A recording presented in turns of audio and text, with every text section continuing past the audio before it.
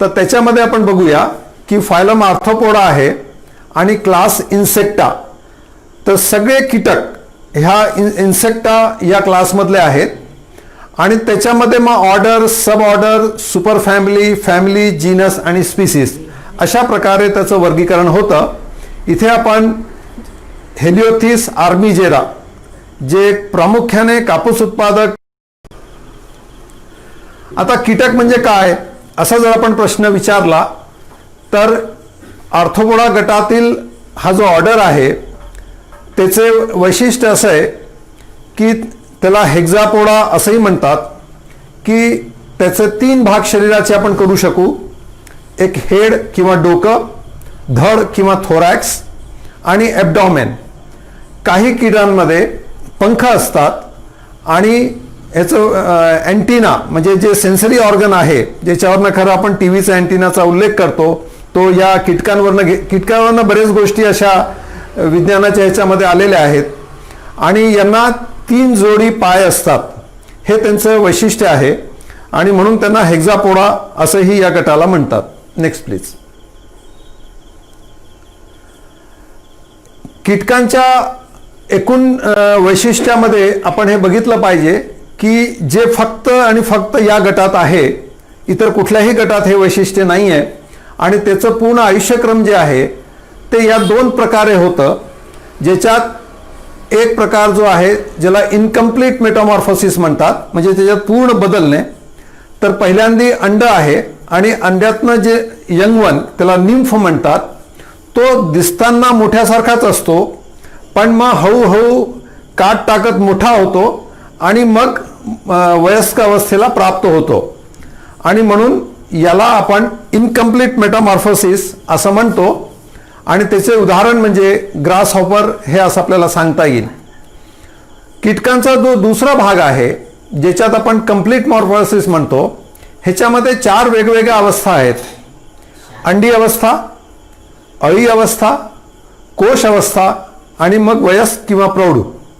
आणि म्हणून ही पूर्ण जी अवस्था आहे यामुळे या मेटामॉर्फोसिसला कंप्लीट मेटामॉर्फोसिस असं म्हणतात. अधिकांश फुलपाखरं किंवा बीटल किंवा भुंगे जे आपण म्हणू ते या प्रकारे या गटात येतात. Next please. कीटकांचं मी जसं म्हणालो की हा खूप मोठा गट आहे आणि पृथ्वीवर जितकं काही सजीव आहेत त्या सगळ्या सजीवांचा हा एक मोठा भाग बनतो. ते आपण पुढच्या स्लाइडला बघू. पण एक थोडा अंदाज यावा म्हणून कीटकांचेही या ऑर्डरमध्ये किती प्रकार आहेत हे जर बघायचे असतील तर आपल्याला एक प्रिमिटिव्ह विंगलेस इन्सेक्ट्स जे खूपच प्राथमिक अवस्थेतील आहेत असे काही इन्सेक्ट्स आहेत आणि ते फ्रिंज टेल किंवा सिल्वर फिश जे आपण घरात पुस्तकांना किंवा लोकरी कपड्यांना लागते ज्याला आपण कसर म्हणतो ती या गटातली येते. ती प्रिमिटिव्ह इन्सेक्ट्स विंगलेस इन्सेक्ट्स आहेत. नेक्स्ट.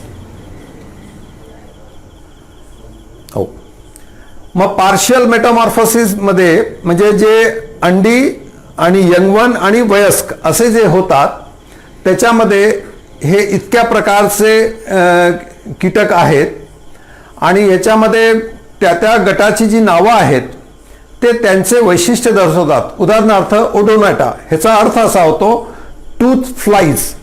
ते त्यांचे माउथ पार्ट जे आहे ते तशा प्रकारे चावा घेणारे आहेत आणि याच्यामध्ये ड्रॅगन फ्लाय किंवा डॅम्सल फ्लाय ज्याला आपण चतुर किंवा गावामध्ये हेलिकॉप्टर असेही मुलं म्हणतात ती त्याच्यात येतात. त्याच्यानंतर ऑर्थोप्टेरा ज्याच्यामध्ये प्रामुख्याने यांचे पंख सरळ असतात आणि म्हणून क्रिकेट आणि ग्रॉसहॉपर ह्याच्यात आहे.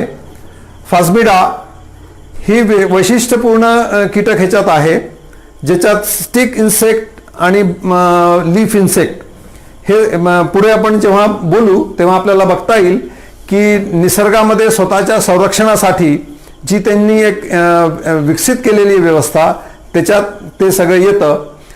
आणि हा सगळ्यात माहितीचा आहे डिक्टोटेरामध्ये कॉक्रोचेस. हे नंबर चुकून इकडे आलेले आहेत पण ह्या सगळे जे नंबर दाखवतात ते इतके त्यांचे स्पीसीज आहेत. म्हणजे याच्यातून आपल्याला लक्षात येईल की प्रत्येक गटातील कीटकांमध्ये त्यांचं प्रजातींची संख्या किती मोठ्या प्रमाणावर आहे आणि ह्या खूप मोठ्या प्रमाणावर प्रजाती असण्याच्याच कारणामुळे हा गट ताकदवर बनत गेला. पुढे कंप्लीट मेटामॉर्फोसिसमध्ये आपण बघू की ज्याच्यात लेपिडोप्टेरा हा जो गट आहे हा जर आपण बघितला तर ह्याच्यात अधिकांश बटरफ्लाईज आणि मॉथ आणि त्याच्यामध्ये 1,65,000 यांच्या नोन स्पीसीज आहे आणि इतक्या मोठ्या संख्येने फक्त लेपिडोप्टेरन स्पीसीज आहेत. डिप्टेरामध्ये माशा आणि मच्छर हे तिथे येतात आणि हॅमिनोप्टेरामध्ये मधमाशी किंवा गांधेल माशी जी आपण म्हणतो ती त्याच्यात येते आणि कोलिओप्टेरा ज्याच्या सगळ्या प्रकारचे भुंगे आहेत ते ज्याला आपण बीटल म्हणतो त्याचाही एक सगळ्यात मोठा गट तो कोलिओप्टेराच्या ह्याच्यात येतो. नेक्स्ट,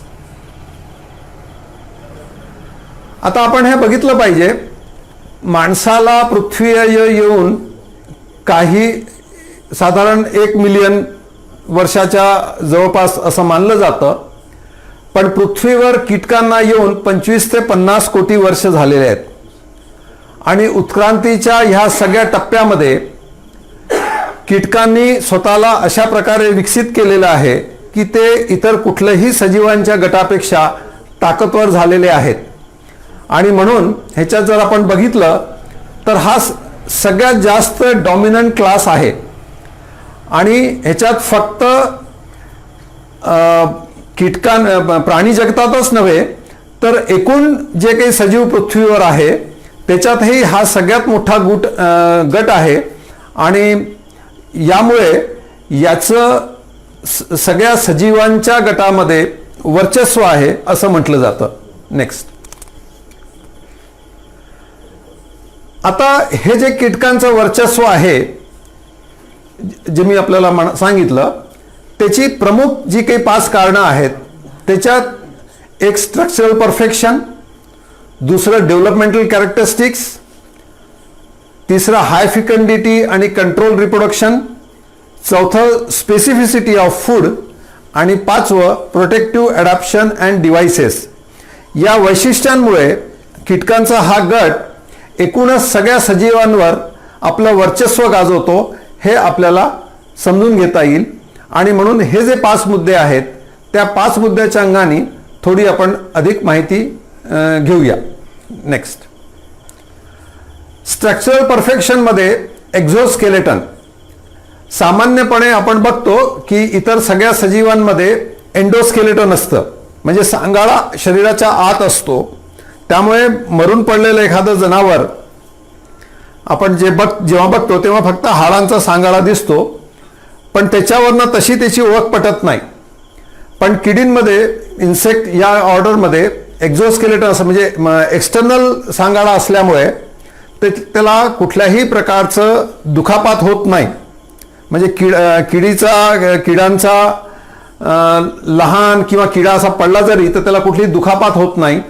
तसंच वातावरणातील उष्मा किंवा कोरडेपणामुळे शरीरातील पाणी कमी होऊन दुखापत होण्याची भीती राहत नाही आणि त्याचबरोबर एक्सटर्नल एक्झोस्केलेटनमुळे त्यांचे अवयव जे आहेत ते खोदकामासाठी, शिकार पकडण्यासाठी, चावण्यासाठी किंवा अंडी घालण्यासाठी सुद्धा विकसित झालेले आहे आणि तसा त्यांचा वापर होतो.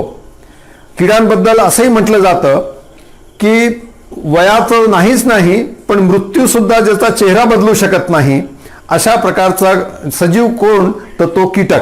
मेल्यानंतरही ते फुलपाखरू, ते भुंगे, ती माशी जशीच्या तशी आपण बघू शकतो. तर त्यामुळे एक्झोस्केलेटनमुळे ह्याला काय वैशिष्ट्य किंवा वर्चस्व आलेलं आहे ते आपल्या लक्षात येईल. नेक्स्ट, लहान आकार. Large number of smaller individuals have better chance of survival than a smaller number of larger individuals.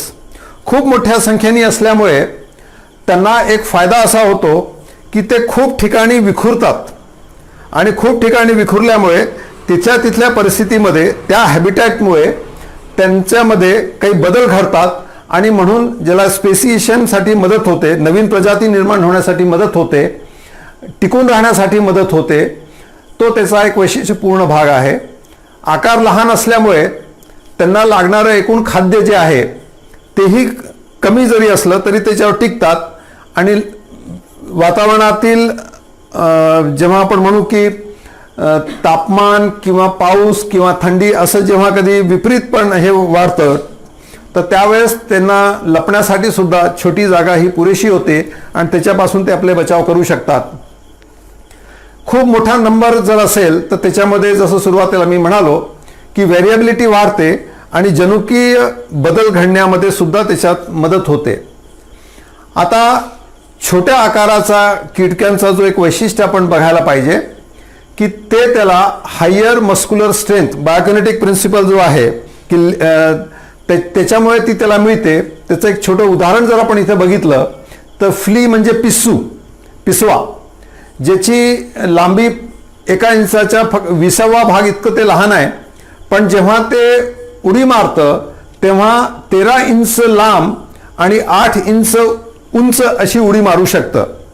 त्याचीच तुलना केली माणसाशी की माणसाने त्याप्रमाणे जर उडी मारायची असेल तर त्याला 700 फीट लांब आणि 450 फीट उंच अशी उडी मारता आली पाहिजे. तर ही जी त्याला स्ट्रेंथ बायोकिनेटिक प्रिन्सिपलमुळे मिळते हे त्याचं एक वैशिष्ट्य आपल्याला लक्षात घेता येईल. नेक्स्ट, स्ट्रक्चरल परफेक्शनमुळे क्युकर स्पेसिएशन ह्याचा मी आधी उल्लेख केला की एक्झोस्केलेटन असल्यामुळे याच्यामध्ये जेनेटेलियामध्ये किंवा प्रजननाच्या अंगामध्ये खूप मोठ्या संख्येने जेव्हा कीटक असतात, वेगवेगळ्या हॅबिटॅटमध्ये असतात आणि प्रजननाच्या अंगामध्ये थोडा जरी फरक असेल तर त्याचं एक्सटर्नल एक्झोस्केलेटन असल्यामुळे त्या बदलामुळे त्याला जोडीदार मग बदलतो आणि त्यामुळे नवीन प्रजातीच त्या हॅबिटॅटमध्ये तयार होते.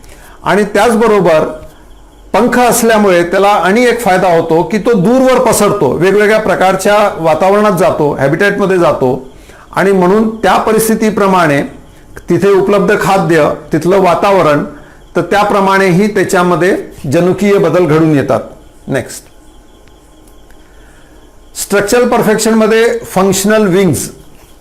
आर्थ्रोपोडा गटातील आपण जसं सुरुवातीचा गट बघितला त्याच्यात आपल्याला बघता येईल म्हणजे खेकडे किंवा विंचू आणि हे सगळेच जे होते त्याच्यामध्ये मिलीपीड, सेंटीपीड, त्याच्यानंतर कातीन, स्पायडर, तर या कोणालाही अशा प्रकारचं हालचालीसाठी पंख नाही आहेत.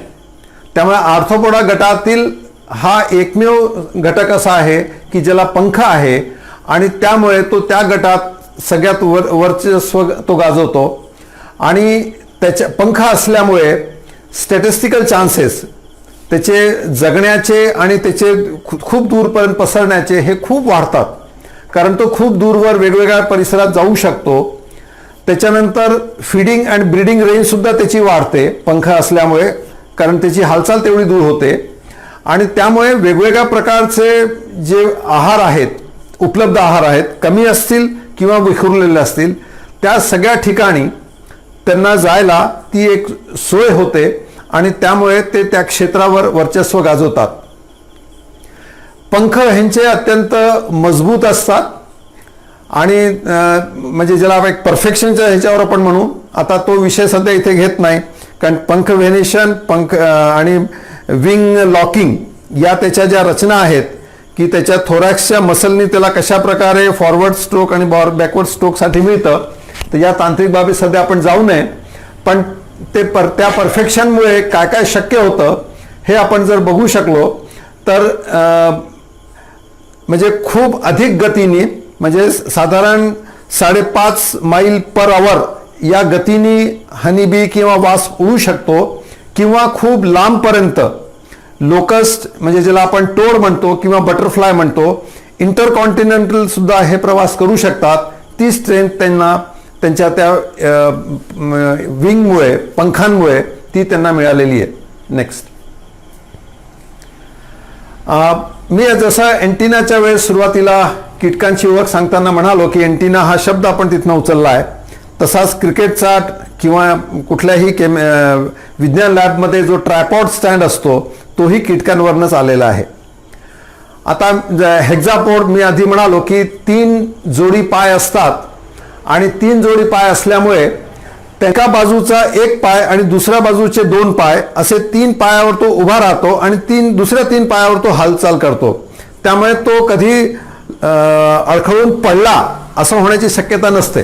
त्यामुळे परफेक्ट बॅलन्सिंग त्याच्यात येतं आणि हा त्याला एक ॲडव्हान्टेज आहे. Next please. सामान्यपणे कीटकांमध्ये यंग वन किंवा निम्फल किंवा लार्वल स्टेजमध्ये निम्फल स्टेजला सिंपल आईज पण असतात, पण यांना कंपाऊंड आईज असतात आणि प्रत्येक डोळा हा खूप साऱ्या हेक्झागोनल जे रचना आहेत ज्याला आपण कॉर्निया म्हणू शकू ह्याच्यामध्ये माणसाच्या संदर्भात जर म्हणायला घेतलं तर त्यामुळे त्यांचं दृश्य हे खूप मोठं असतं आणि डोळ्याला एखाद वेळेस काही दुखापत जरी झाली तरी एका डोळ्याला दुखापत झाली तर तिथनं काही दिसत नाही ही शक्यता संपते, कारण त्या एका मोठा जो कंपाऊंड जो आहे असतो त्याच्यामध्ये खूप सारे ओमेटेडियम असल्यामुळे त्याचं विजन नष्ट होत नाही. आणि उदाहरणार्थ आपण जर बघितलं तर मुंग्यांमध्ये कंपाऊंड आयमध्ये 50 ते 400 कॉर्निया असतात, तर हाऊस फ्लायमध्ये ते 4000 असतात, तर ड्रॅगन फ्लाय आणि ह्याच्यामध्ये 50,000 पर्यंत असतात. तर इतक्या स्ट्रक्चरमुळे त्याचं दृश्य म्हणून गवतावर किंवा कुठेही फिरताना त्याचं भक्ष्य किंवा त्याचा सोबती शोधताना त्यांना कुठलीही अडचण जाणवत नाही. तर ते कंपाऊंड आईजच्या वैशिष्ट्यामुळे ते सहज घडतं. नेक्स्ट. साधारणपणे कुठल्याही मोठ्या प्राण्याच्या संदर्भात जर आपण बघितलं तर सगळे सेन्सरी ऑर्गन डोक्यात किंवा मस्तकात एकवटलेले असतात आणि त्यामुळे डोक्याला काही दुखापत झाली की मग बाकी सेन्सलाही प्रॉब्लेम होतो. किडींमध्ये ते तसं राहत नाही, ते डिसेंट्रलाइज बऱ्यापैकी असतं आणि हेअरिंग आणि सेन्सिंगचा एक अँटिनाचा भाग आणि माउथ पार्ट जर सोडलं तर टेस्टचे आणि स्मेलचे बरेच ऑर्गन त्याच्या पायावर ही असतात आणि त्यामुळे त्यांना डोक्याला जरी दुखापत झाली तरी सगळे त्यांच्या संवेदना नष्ट होत नाही, ते त्यांचं काम चालू शकतात. नाहीतर दुसऱ्या किडीनी किंवा पालीनी किंवा सरड्यानी हमला केला आणि त्याच्यात एखादा पाय तुटला किंवा असं काही झालं तरी तो त्याच्यातनं निसटून जगू शकतो. नेक्स्ट. ह्याच्यात आपण फार तपशिलात नाही जाऊ, पण माहिती असावी की ह्यांची डिसेंट्रलाइज नर्वस सिस्टीम असते आणि त्याच्यात एक वैशिष्ट्य इथे जे म्हटलेलं आहे की जर मेंदू किंवा डोकं जर कापलं गेलं तर मोठ्या सजीवामध्ये सगळं संपतं, पण ह्याच्यात नाही आहे. म्हणजे टू द एक्सटेंट की इथे जसं फिमेल सिल्कवर्म मॉथच्या संदर्भात म्हटलं आहे की त्याचा थोरॅक्स म्हणजे हेड जर काढून टाकला तरी शरीराचा बाकी भाग जो आहे तो मेलनी फर्टिलाइज होऊ शकतो आणि ती एग लेईंग सुद्धा करू शकते. म्हणजे शरीराचा ॲबडॉम आणि थोरॅक्सचा भाग जो आहे डोकं नसलं तरी फंक्शनल राहतं. हे डिसेंट्रलाइज नर्वस सिस्टीमचा जो भाग आहे त्याच्यातनं आपल्याला लक्षात येऊ शकेल. आणि त्यामुळे त्यांचं जातीचं संवर्धन राखण्यासाठी म्हणजे एखाद्या किडीनी किंवा दुसऱ्या भक्षकांनी डोकं जरी पकडून तोडून टाकलं असलं आणि ती फिमेल एग लेईंग जर करत असली तरी तिच्या प्रजातीचं सुरक्षितता ती सुनिश्चित करू शकते. तर डिसेंट्रलाइज नर्वस सिस्टीममुळे ह्या गोष्टी कीटकांमध्ये घडतात. त्याच्यानंतर डायरेक्ट रेस्पिरेशन. कीटकांना लंग नसतात म्हणजे फुफ्फुसं नसतात, त्यांच्या पूर्ण शरीरावर ओपनिंग असतात ज्याला स्पॅरॅकल असं म्हणतात आणि त्याच्यातनं आत शरीरामध्ये प्रत्येक टिश्यूला त्या भागामध्ये ऑक्सिजनचा पुरवठा व्हावा म्हणून पाईपलाईनची एक जी रचना असते ट्रॅकिया किंवा ट्रॅक्युल्स तसं म्हणतात आणि त्याच्यातनं ती हवा त्याला मिळते. म्हणून नाक दाबलं आणि तोंड उघडलं असं कीटकांच्या संदर्भात होत नाही. त्याच्या शरीराच्या पूर्ण भागाला जिथे कुठे ऑक्सिजनची गरज असेल तर त्याचा पुरवठा तो तशा प्रकारे करत असतो. हेही त्याचं एक वैशिष्ट्यपूर्ण बाब ह्याच्यात आपल्याला लक्षात घेता येईल. नेक्स्ट, किडींच्या संदर्भामध्ये आपण हा एक भाग बघितला पाहिजे की ह्यांची जी विष्ठा आहे त्याचं मल सरळ बाहेर ओपनिंगमध्ये येत नाही आणि ते सेमी सॉलिड असतं, म्हणजे पाण्याचं शरीरातनं जास्त बाहेर पाणी जाऊ नये अशा प्रकारची ती रचना असते. आणि म्हणून कमीत कमी पाण्यामध्ये किंवा ह्याच्यात ते टिकून राहण्यासाठी हा त्याच्या आणि एक भाग आहे. जसं मी सुरुवातीलाही म्हणालो की हा कीटकांचा अत्यंत वैशिष्ट्यपूर्ण भाग आहे हा, आणि कुठल्याही सजीवामध्ये नाही आहेत. त्याच्या आयुष्यक्रमाचे जे 4 टप्पे आहेत की पहिल्यांदी वयस्क किंवा अडल्ट एग लेईंग करतो आणि मग त्याच्यातनं अळी, मग कोश आणि मग पुन्हा वयस्क तयार होतो. या ज्या 4 अवस्था आहेत या 4 अवस्थामधून अंडी आणि कोश अवस्थेला खायला काहीच लागत नाही, अक्षरशः काही लागत नाही. अळी अवस्था ही वेगळं खात असते. खरं कीटकांमध्ये अळी अवस्था हीच खादाड अवस्था आहे, हीच जास्तीत जास्त खात असते. ॲडल्टचं काम फारसं खाण्याचं नसतं, क्वचित थोडंफार कुठे फुलाचा रस किंवा पराग घेण्याचा जो काही भाग असेल तेवढं राहतं. काही कीटकांमध्ये तर ते फक्त एग लेईंग करण्यापुरतंच असतं आणि मग मरून जातात. त्यांना फिडिंगसाठी चॅनलच नसतो, म्हणजे खाण्याचं तोंड हा जो प्रकार आहे तोही नसतो. आणि यामुळे आपल्याला एक लक्षात येईल की कीटकांना अनुकूल वातावरण नसेल तर जास्तीत जास्त काळ टिकून ठेवणं, स्वतःला सांभाळून ठेवणं हे शक्य आहे. कोश अवस्थेमध्ये काही आठवडे ते वर्षभरापर्यंत कीटक हे राहू शकतात. विशेष करून शेतीच्या ह्याच्यामध्ये आपण जर बघितलं तर जेव्हा अनुकूल वातावरण होतो तेव्हा पिकांवर खूप अळ्या एकदम येतात. जर हवामान अनुकूल असेल तर त्यामुळे कोशातून हे सगळे प्रौढ बाहेर पडतात, एग लेईंग करतात आणि मग अळ्यांची संख्या वाढते. आणि असं शेतकरी आधी म्हणायचे की आभाळ आलं की अळ्या आभाळातनं पडतात, तर ते अंडी लहान दिसत नाही पण लहान अळ्यांची एकदम जशी वाढ होते आणि शेतभर सगळे पीक फस्त करताना दिसतात तेव्हा ते त्याला कोरिलेट करू पाहतात की आभाळाच्या दरम्यान अळ्यांचा प्रकोप वाढतो. तर यामुळे त्यांचं खाण्याचा काळही ते सांभाळून घेतात. आता दुसऱ्या कुठेही जर आपण बघितलं तर लहानाला किंवा मोठ्याला, म्हणजे घरी जरी आपण विचार केला तर नातू आणि आजोबा खायला सारखंच अन्न लागतं. तो चतकोर खायला आजोबा पूर्ण भाकरी खातील.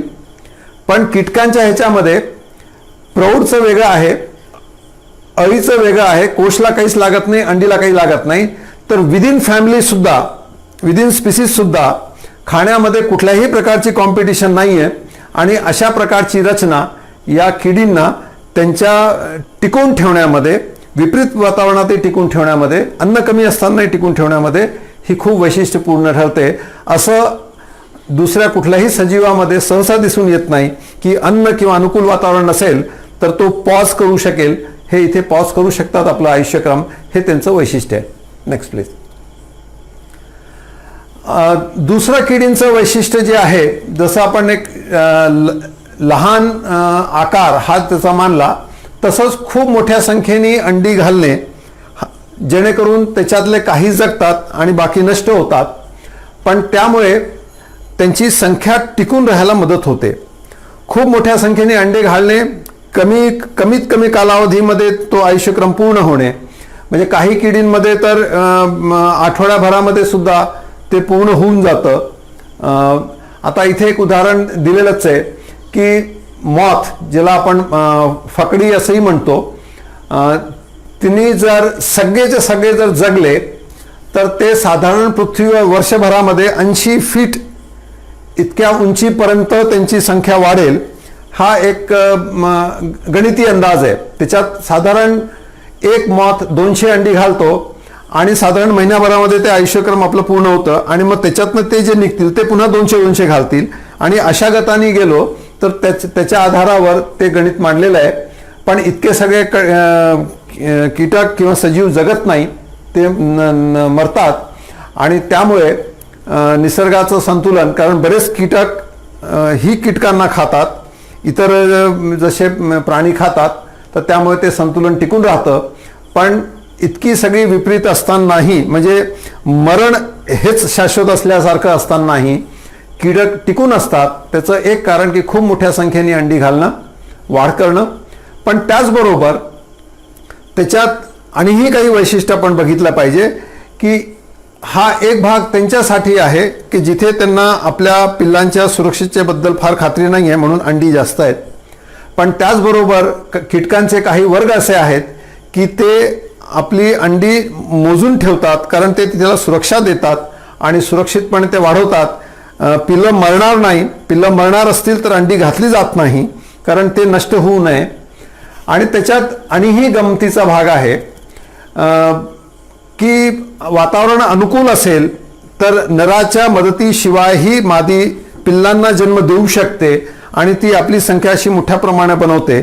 काही जनरेशन ती विंगलेस बिना नराशिवाय प्रजनन करते, म्हणजे पिल्लांना जन्म घालते आणि मग त्याच्यात चौथी किंवा पाचव्या पिढीमध्ये पंख येतात आणि मग त्याच्यात मेल फिमेल दोन्ही येतात आणि मग त्यांचा संयोग होऊन पुढची पिढी येते आणि त्याच्यातनं पुन्हा ही पार्थेनो जेनेटिक रिप्रोडक्शनचा जो भाग आहे तो अशा प्रकारे कंटिन्यू होतो. आणि हे यासाठी आपण समजून घेणं गरजेचं आहे, विशेष करून कापसाच्या शेतामध्ये मावा कीड जेव्हा येते तेव्हा हे एकदम एवढी कीड कशी काय आली, थोडंसं ढगाळ वातावरण असलं, खताचा डोस देऊन झाला की सगळं शेतभर कापसामध्ये मावा कीड दिसते. त्याचं कारण असं आहे की ते अशा प्रकारे नराच्या शिवायही मादी पिल्लांना जन्म देऊ शकते. तर या वैशिष्ट्यांमुळे त्या किडींची संख्या वाढते. Next please. आणि दुसऱ्या प्रकारे जेव्हा मी आपल्याला म्हणालो की कंट्रोल आहे की आपल्या पिल्लांचं वाया जाऊ नये काही प्रोजेनी आणि म्हणून ती सेफ ठिकाणी असावी, ती सुरक्षित असावी, त्यांच्यातनं पिल्लं पुढे वाढावीच, अशा प्रकारचं ज्याला एक सामाजिक कीटक आपण म्हणतो, ज्याच्यात गांधेल माशी आहे, मधमाशी आहे, उधळी ज्याला आपण म्हणतो ती आहे, ह्यांच्यामध्ये अशा प्रकारची रचना आहे की त्यांचं एक कॉलनी आहे जिथे काम करणारे लोक आहेत, मोठी बहीण आणि मोठ्या बहिणीची मोठी बहीण आणि मोठी बहीण, कारण ह्या सगळ्या स्टराईल फिमेल असतात आणि ह्या सगळ्या काम करणाऱ्या आणि पिल्लांना जन्म देणारी जी राणी माशी असते ती अनेक वर्षेपर्यंत फक्त अंडी देत राहते आणि ह्या सगळ्या बाकीच्या ज्या वर्कर फिमेल इन्सेक्ट्स आहेत त्या कॉलनीमध्ये ते त्याची सफाई, त्याची काळजी घेणे, त्याला खाऊ घालणे हे सगळं करतात. इथे नरांचं कुठलाही रोल नाही आहे. विशेष करून टर्माइट आणि मधमाशीच्या ह्याच्यामध्ये जर आपण बघितलं तर फक्त नॅफ्शियल फ्लाईट जेव्हा एक मेटिंग पिरियड जो असतो तेवढापुरतं काही खाद्य बदलून त्या कीटकांमधून काही नर तयार केले जातात की जेणेकरून होणाऱ्या राणी माशीबरोबर संयोग व्हावा आणि हवेतील उडाणानंतर हवेतच त्यांचं संयोग होतो आणि त्याच्यानंतर नरांना हाकलून दिलं जातं. ते मरून जातात कारण ते आपलं अन्न आणू शकत नाही आणि बाकी कोणी काही तिथे त्यांना आयतं खाऊ घालत नाही. तर त्यामुळे ती पूर्ण कॉलनी मी जसं म्हणालो की सगळ्या स्टराईल फिमेल असतात, म्हणजे बहीण, मोठी बहीण आणि मोठ्या बहिणीची मोठी बहीण असं सगळं असतं आणि ते फार चांगल्या प्रकारे आपलं कॉलनीचं व्यवस्थापन करतात. तर हे एक वैशिष्ट्य आहे या सोशल इन्सेक्टचं. खरं सोशल इन्सेक्ट्सवरच एक स्वतंत्र स्लाइड शो होऊ शकतो, पण एक कीटकांचं विश्वाची थोडी तोंड ओळख व्हावी म्हणून थोडा धावत्या आपण एक सगळ्या हा आढावा घेतोय. Next please. Specificity of food.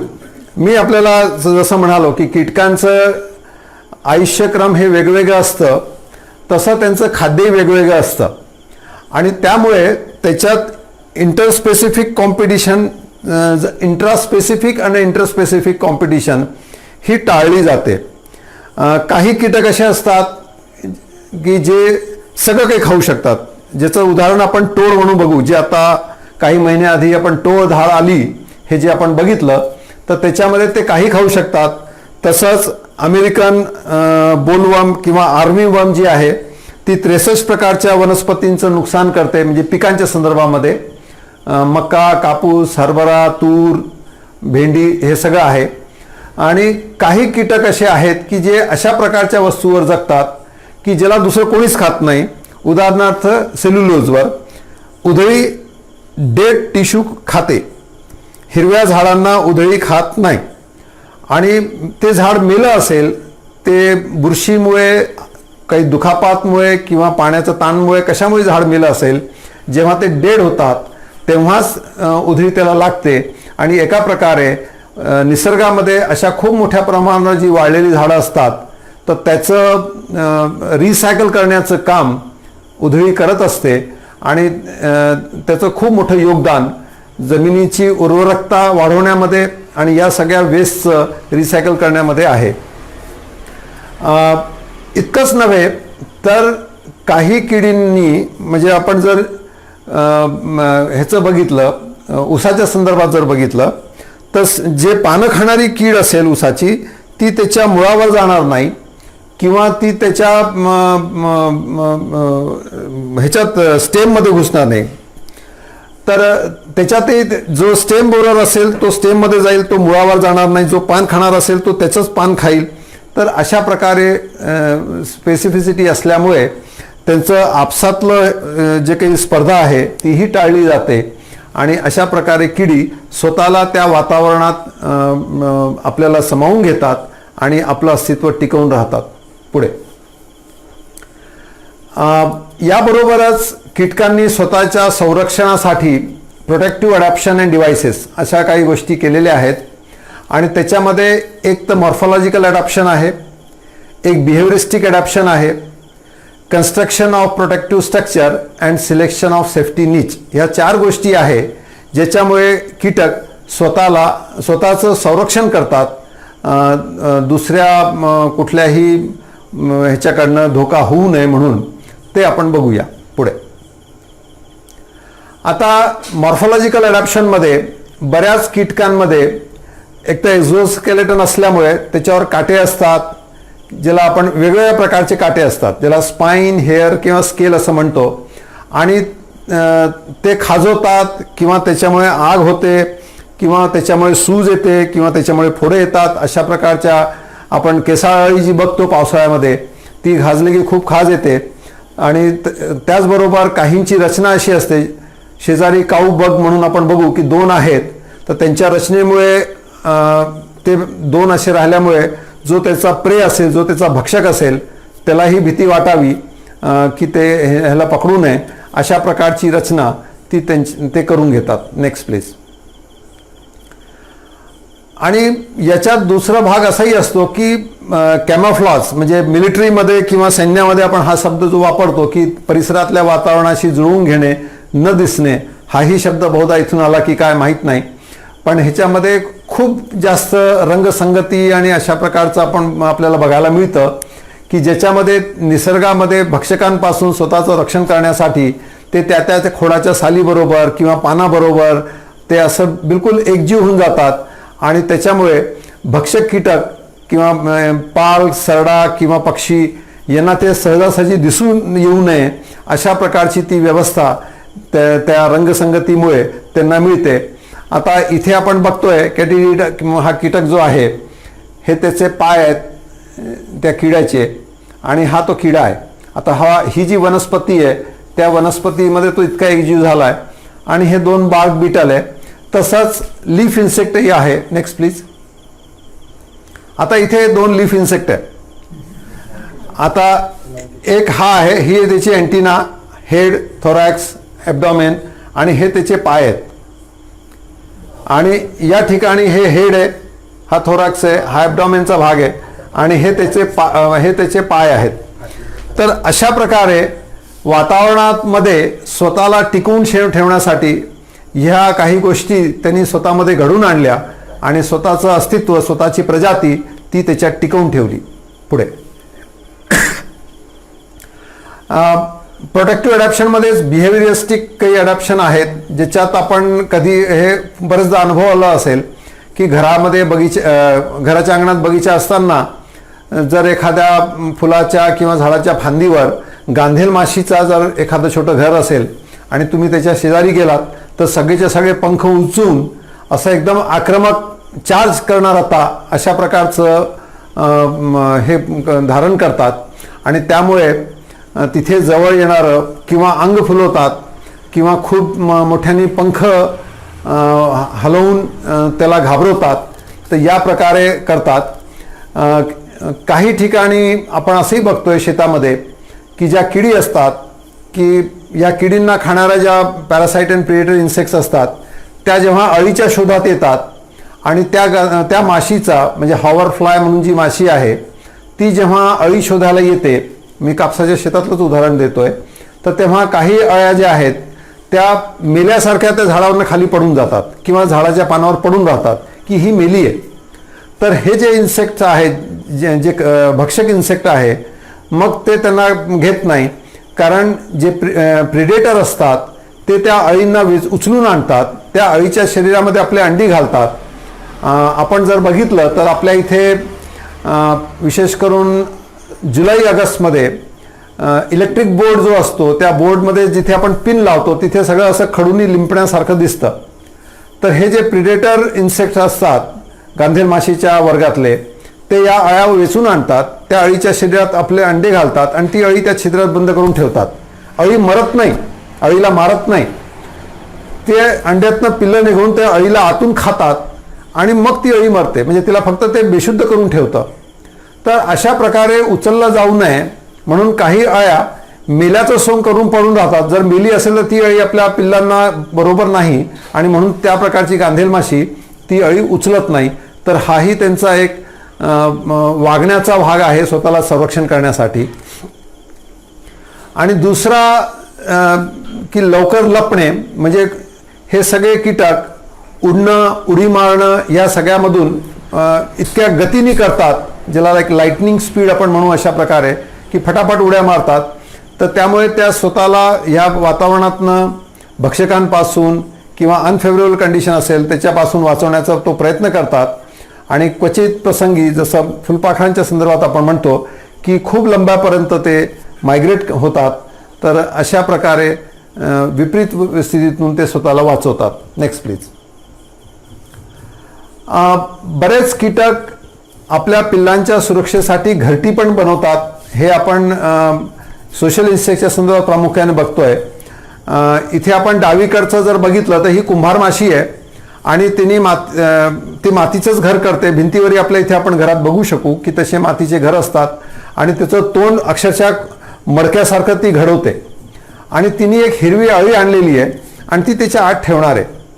तर अशा प्रकारे आपल्या पिल्लांची सुरक्षितता, त्यांचं खाद्याची उपलब्धता हे सगळं सुनिश्चित करून अंडी घालायचे, हाही त्याच्यातला जो भाग आहे तर ते आपल्याला बघता येईल. आणि उजव्या हाताला आपण बघतोय की ह्या गांधेल माश्या आहेत, वास्प ज्याला म्हणतो आपण, तर तेही आपलं घरटं करून त्या घरट्यांमध्ये आपली पिल्लं किंवा पुढची पिढी ही सुरक्षित राहावी अशी ती रचना करतात. Next please.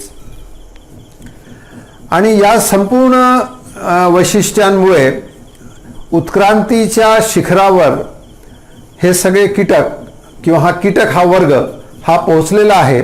त्याच्यात आपण बघूया की ते त्यांचं स्वतःची डेअरीचा अर्थ असा आहे की विशेष करून कापसामध्ये जर आपण बघितलं की जेव्हा मावा येतो तर तेव्हा मावा ह्या कीटक झाडाच्या पानातनं रस शोषण करतो आणि आवश्यक तेवढं घटक घेऊन बाकीचं पाणी तो शरीरातनं मागे त्याचे जे अवयव असतात त्याच्यातनं बाहेर टाकतो.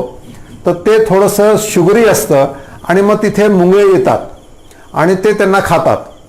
आणि जेव्हा झाडाचं पान जून होतं, त्याच्यात रस कमी होतो, तेव्हा हे मुळे माव्याला तिथनं उचलून वरच्या कोवळ्या पानावर ठेवतात जेणेकरून त्यांनी जास्त रस शोषण करावं, म्हणजे ह्यांना जास्त खायला मिळेल.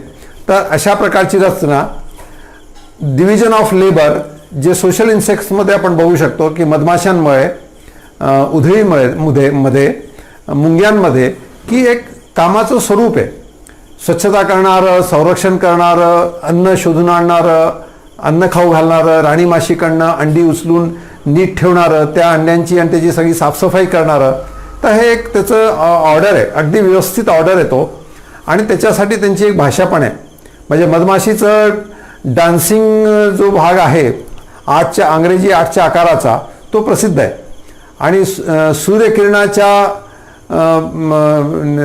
प्रमाणे त्यांचं हे नृत्य बाकी सगळ्यांना की अन्नाची उपलब्धता कुठे आहे, किती आहे, हे सगळं ते एक दुसऱ्यांना सांगतात आणि मग तशा प्रकारे बाकी सगळ्या माशा त्या ठिकाणी पोहोचतात.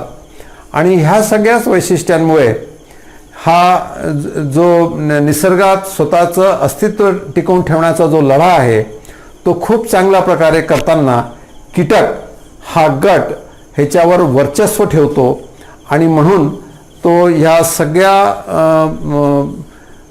सजीवांमधला सगळ्यात ताकदवर गट आहे. आज आपण आपल्या घरांमध्ये शेजारी घरात जिथे कुठे तुम्ही बघाल, मग मच्छर आहे, मग माशी आहे, मग झुरळ आहे, शेतातले किडे आहेत, तर जिथे जिथे तुम्ही आता या निमित्ताने बघाल तर ह्या कीटकांचा वैशिष्ट्य जरा तुम्हाला बघता येईल. ते कशा प्रकारे खातात, ते कुठल्या हंगामात येतात, त्यांची अवस्था काय आहे हेही आपल्याला ह्याच्यातनं समजून घेता येईल. या छोट्या वेळाच्या ह्याच्यामध्ये खरं तर मी जसं म्हणालो की व्हेनेशनचा भाग आहे, ह्याच्यामध्ये आपल्या पिल्लांची जपणूक कशी करतात, नराची म्हणजे मेल किंवा इन्सेक्टची ह्याच्यात काय भूमिका असते, तर ह्याचेही खूप साऱ्या गमतीदार बाबी आहेत की जे आपण घेऊ शकू. कम्युनिकेशनचा भाग आहे तोही घेऊ शकू. इन्सेक्टच्या संदर्भामध्ये आणि एक वैशिष्ट्यपूर्ण भाग आपल्याला असं बघायला पाहिजे की हा प्राचीन काळापासून ग्रामीण भागामध्ये, आदिवासी भागामध्ये खाद्य म्हणूनही वापरला जातो. आणि आत्ता तर आफ्रिकन देशांमधून ग्रामीण भागामध्ये खूप मोठ्या प्रमाणावर, म्हणजे तुम्ही आता हे काय नवीन स्टार्टअप वगैरे जे म्हणताय, अशाही प्रकारे मांडणी होतीये आणि बरेच नवीन उद्योजक या प्रकारे कीटकांचं उत्पादन करण्याचं काम ते करत आहेत. ह्याच्यात आपण हे बघूया की कीटक हे कोल्ड ब्लडेड असल्यामुळे ह्यांच्यातनं कुठल्याही प्रकारचं ज्याला म्हणू की ग्रीन हाऊस गॅसेसच्या दृष्टीने, म्हणजे आपण जर ट्रेडिशनल लाईफस्टॉकचा विचार केला गाई वगैरेंचा, तर त्याच्यात ग्रीन हाऊस गॅसेसचं इमिशन हे जास्त आहे शेण आणि या माध्यमातून. इन्सेक्ट्समध्ये तसं नाही आहे. दुसरं असं की कन्व्हर्शन रेट ह्यांचा खूप छान आहे की जर त्यांना 2 किलो फीड दिलं तर 1 किलो इन्सेक्ट मास तयार होतो, जेव्हा की ट्रेडिशनल लाईफस्टॉकमध्ये 1 किलो बॉडी वेट गेन करता 8 किलो फीड लागतं आणि त्यामुळे ते खर्चिकही आहे. त्याला लागणारी जागा, त्याला लागणारा वेळ हाही त्याच्या दृष्टीने आहे. मी ग्रीन हाऊसेसबद्दल बोललो, म्हणजे एक डुक्कर 10 ते 100 पटींनी ग्रीन हाऊस गॅसेस इन्सेक्टच्या तुलनेने, तितक्या वजनाच्या इन्सेक्टच्या तुलनेने वातावरणात सोडत असतो. आणि म्हणून इन्सेक्टबद्दल खाद्य म्हणून हे एक नव्याने हा पुढे भाग येतोय फूड सिक्युरिटीच्या संदर्भामध्ये. आणि हा बऱ्याच भागात सामान्य आहे. आपल्या इथे जर आपण बघितलं तर आसामचा जो भाग आहे तिथे सिल्कवर्मच्या ज्या अळ्या आहेत ते खाद्य म्हणून वापरलं जातं. आत्ताच नुकतं 2-1 महिन्यापूर्वी टोळधाडीचे जे आपण सगळे संकट बघितले आपल्या देशात आलेले, तर अनेक अरब देशांमध्ये जसं बोरं किंवा कोबी असं बॅगमध्ये बांधून आणतात, तशा प्रकारचे काही चित्र किंवा टी व्हीवर बातमी पण आपण बघितली असेल, ते तसे विकायला ठेवले जातात आणि ते कच्चे, ते भाजून तळून असंही खाल्ले जातात. इन्सेक्ट्स खरं तर एक खूप छान फूड सप्लिमेंट होऊ शकतो, विशेष करून मालनरिश जी मुलं असतात त्यांच्या संदर्भामध्ये, कारण ह्याच्यामध्ये फॅटी ॲसिड भरपूर असतात. आणि म्हणून त्याचा तशा अंगाने आता विचार फूड सिक्युरिटीच्या संदर्भामध्ये insect as a food supplement म्हणून मोठ्या प्रमाणावर येतोय. याच्यात अनेक ज्याला म्हणतो की न्यूट्रिशनल घटक, झिंक आहे, त्याच्यानंतर आयर्न आहे, मॅग्नीज आहे, मॅग्नेशियम आहे, तर असे अनेक घटक त्याच्यात तुलनेने मीट किंवा फिशच्या तुलनेने हे घटक त्याच्यात जास्त आहे. आणि सगळ्यात महत्त्वाचं, झुनॅटिक डिझीज पसरण्याची शक्यता ह्याच्यात मुळीच नाही किंवा फारच मिनिमम असेल असं आपण म्हणू शकू. की जे मॅड काऊ डिझीज किंवा स्वाईन फ्लू अशा प्रकारचे आजार जे नॉन व्हेजिटेरियन ह्याच्यामधून, प्राण्यांमधून किंवा इतर पक्ष्यांमधून पसरले, किंवा आता हाही जो संसर्गाचा काळ आपण बघतोय, तर ही शक्यता इन्सेक्टच्या दृष्टीने तशी नाही आहे. आणि म्हणून हा एक वेगळा पैलू या कीटकांच्या संदर्भामध्ये नव्याने आधीच होता, पण आता नव्याने तो विचार करायला भाग पाडतोय की आपण पर्यावरणाच्या अंगाने ग्रीन हाऊसेस गॅसेस कमी करण्याच्या दृष्टीने कन्व्हर्शन रेट फूडमधला आणि ती उपलब्धता सहज होण्याच्या दृष्टीने हा एक विचार होतोय. हाही एक नवीन पैलू मला असं वाटलं की या निमित्ताने आपल्या सगळ्यांशी शेअर करावा. कीटकांच्या संदर्भामध्ये हा सगळ्यात मोठा ग्रुप आहे, हा सगळ्यात ताकदवर ग्रुप आहे. मच्छरांचं नायनाट आपण करू शकलेलो नाही आहे, झुरांचं नायनाट आपण करू शकलेलो नाही आहे. याच्यामध्ये ह्या खूप साऱ्या क्षमता आहेत. शेतामध्ये जर आपण विचार केला शेताच्या अंगाने, तर किडींमध्ये विष पचवण्याची क्षमता म्हणजे अमेरिकन बोलवर्मसाठी पॅराथ्राईट गटातील कीटकनाशकं जेव्हा 90च्या दशकात अमेरिकन कंपनीने आणल्या होत्या $500 मिलियन खर्च करून, तर ते 5 वर्षामध्ये ते नलिफाय झालं, कारण या किडींमध्ये विष पचवण्याची क्षमता तयार झाली. तर अशा प्रकारे निसर्गाच्या वेगवेगळ्या घटकांमधला हा एक सगळ्यात वर्चस्व गाजवणारा वैशिष्ट्यपूर्ण घटक आहे असं समजून त्याचं व्यवस्थापन आपण समजलं पाहिजे. कारण खूप आधी पेस्ट कंट्रोल हा शब्द होता, मग लक्षात आलं की कंट्रोल होऊ शकत नाही. मग पेस्ट पॉप्युलेशन मॅनेजमेंट आलं, मग ते लक्षात आलं की ह्याच्या पलीकडे जायला पाहिजे. आणि मग पुढे IPM ज्याला इंटिग्रेटेड पेस्ट मॅनेजमेंट हा शब्द, कारण हा कीटकांचा भाग जास्तीत जास्त शेतकऱ्यांशी आणि यांच्याशी संबंधित येतो, म्हणून कीटकनाशकांचा वापर हा दुसरा टप्पा असणार आहे. त्याच्या इतर जे पर्याय निसर्गातले आहेत त्याचा आपण आधी विचार करावा, नाहीतर ती कीटकनाशकं ही निष्प्रभावी ठरतील, आपला खर्चही वाढेल. म्हणून निसर्गात जी संतुलनाची व्यवस्था आहे त्या व्यवस्थेचा आपण उपयोग करून घेतला तर आपण निसर्गाच्या इतर घटकांबरोबर आपलं सहअस्तित्व मान्य करत जगू शकू.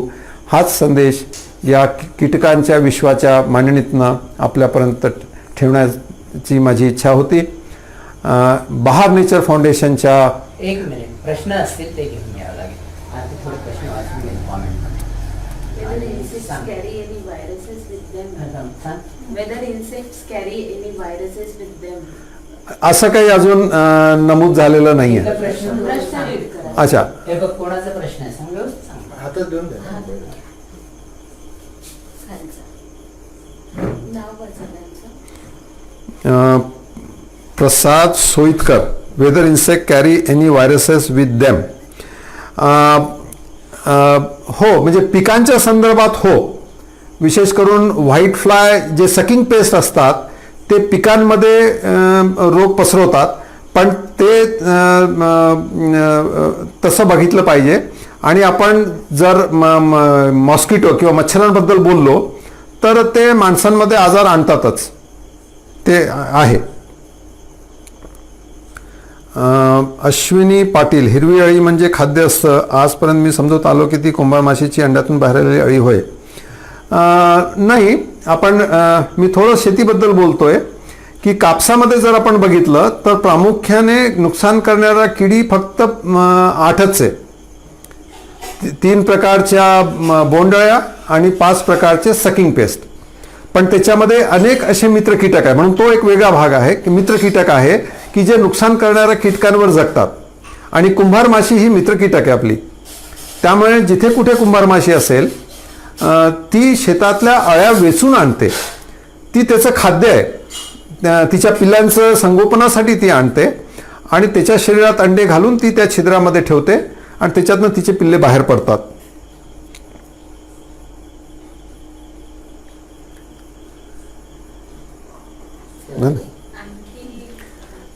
आणखी असेल कोणाला तर कॉमेंटमध्ये टाका. हो, म्हणजे काही असेल तर त्याला सांगता येईल. मला माफ कराल कारण हा विषय खूप मोठा आहे आणि ह्याचं एक पैलूवर आपण मी ते कसे खातात ह्याच्याबद्दल बोललेलो नाही आहे, त्यांच्या माउथ पार्टबद्दल बोललेलो नाही आहे. म्हणजे आपल्या घरात जी माशी असते ती काही पिऊ शकत नाही किंवा ती काही चावून खाऊ शकत नाही.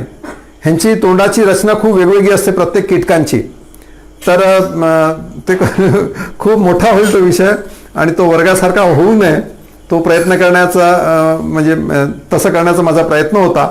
पण तरी काही गोष्टी तांत्रिक बाबी ह्या समजून घेण्यासाठी गरजेचं राहील. त्याच्याशिवाय हे कीटकांचं विश्व आणि या विश्वातले सगळे कीटक हे आपल्याला समजून घेण्यासाठी हे गरजेचं होतं असं मला वाटलं. प्रश्न? नाही, आणि अच्छा. संपायचं? बहा